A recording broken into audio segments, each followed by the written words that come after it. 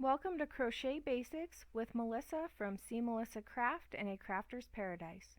For all my project patterns, tutorials, tips, and tricks, please visit cmelissacraft.com. For all my project kits and supplies, please visit acraftersparadise.com.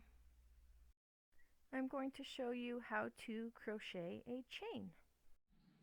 To make a chain in crochet, you need yarn and crochet hook. We're going to start with a slip knot. To make a slip knot, you hold the tail end in between your thumb and your forefinger. You put these two fingers under the yarn to make a loop. Then grab your working end of the yarn, the part attached to the skein or the ball still. Turn these fingers so you have a little cross in your yarn. So you want your working yarn to be over top of your tail. Grab that piece with your fingers and pull. And then you've made a slip knot. So if you pull on the working end of the yarn, not the tail, the working end of the yarn, it slips that loop tighter. So now you insert your hook and have the working yarn at the front of the hook. So we have the hook here, and as I'm pulling on the working end, it's pulling on the front.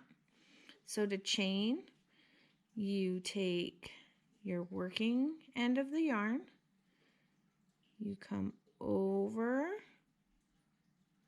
so you go from, if you're right-handed, from left around, hold this knot or the tail and pull that yarn through your loop, your slip knot.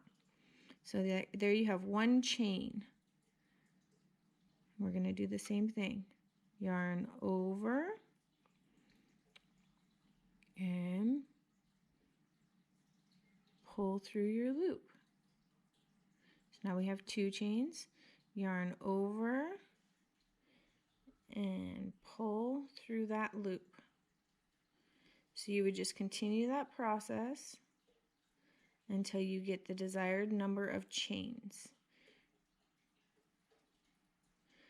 So as you can see, each one of these little V shapes is a chain.